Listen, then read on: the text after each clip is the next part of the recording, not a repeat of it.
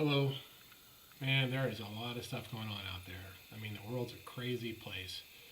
Not only we have two world wars going on or two regional wars, we have assassinations and we have near Byzantine like politics and there's acrimony and sometimes it seems really hard to show up. And in fact, many people I respect suggest the only way we should show up online right now is address those bigger issues.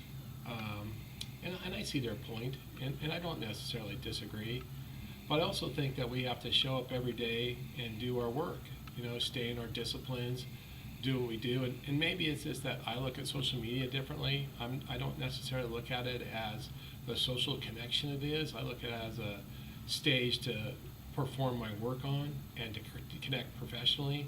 So I can understand different points of view. But with that, I'm going to continue to post. And my post today is going to speak to not quite this topic, but we'll touch on it just a little bit as we look at 12 costly business traps to avoid. And what I'm referring to is a recently republished article from Inman titled 12 Costly Business Traps Agents Fall Into and How to Avoid Them. The article was written by Bernice Ross, who's written, I think, 1,500 articles for Inman and others and is a successful, leader and coach. But she published this 15-step thing, and one of them we're going to talk about is staying focused, and not letting the news overwhelm you. But here's the thing: a piece was written for real estate agents. It's just as applicable. 10 of the 12 are directly applicable to loan officers, and they're good reminders of what we should do to be successful. All of it is about how do you create the capacity to level up, to be better, to succeed in this really, really difficult market and difficult times, by the way.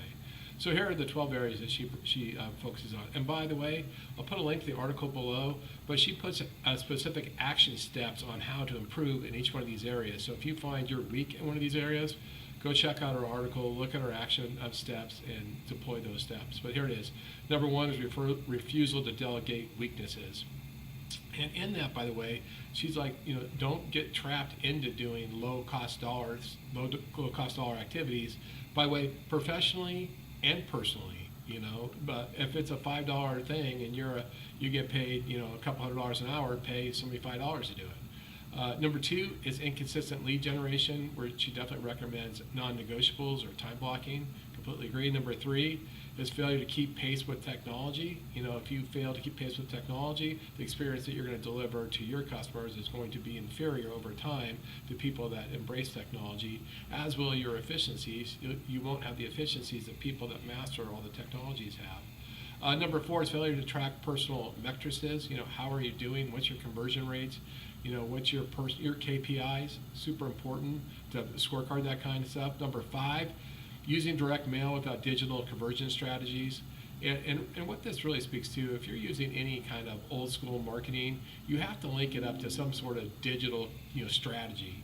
Now, old school might work, but add some octane by connecting that, bolting on to some digital or high tech strategies. Number six is lack of continuous learning. And boy, that is present. It's unbelievable how many people in our business and real estate don't read, don't go to conferences, don't go to seminars, don't get more certifications. So definitely continuous learning. Number seven is poor self-care or not taking care of yourself. And in this, she says, look, the law of attraction is you attract whatever you are emanating. So if you're a slob, you're going to attract slobs. If you're stressed out, you're going to attract people stressed out. If you're always depressed, you're going to attract depressed people. And so poor self-care to make sure you're projecting who you want to be, so you're attracting who you want to work with. Number eight is inefficient communication and time management. This is where you're spending time on really useless stuff. And that could be in social media, doing a bunch of stuff that doesn't matter. It could be playing around with your email when you don't need to. It could be getting caught up in all sorts of useless or unproductive stuff.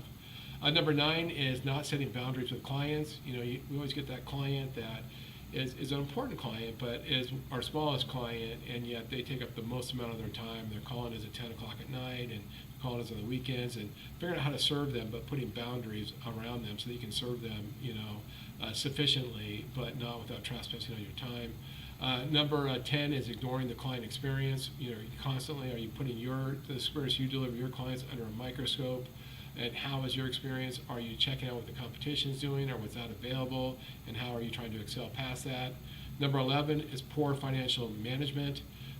That's obvious, but it's really, whether you're a loan officer or a real estate agent, you should have a personal P&L.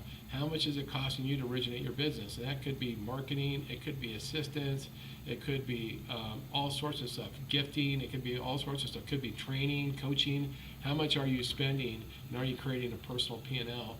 And then number 12 is not fully leveraging social media. So that's definitely number 12, and that's, of course, obvious. And so all of these are traps. She has solutions for all of these, and I recommend checking this out. I will put a link to this below. I did a LinkedIn, I did a LinkedIn post earlier today on this, so you can go there, get these 12 steps. You can also get the link there. But with that, I'm an advocate. We got to control what we can control. We got to, to some extent, I don't think keep our head down, but show up every day and do the work we have to do. And that doesn't mean there isn't space to do, to be able to react to these world events and some of these tragedies the way that you want to. But we still got to, get the work done. And with that, I appreciate you giving me a little bit of your time. Look forward to talking to you again tomorrow. Thanks so much.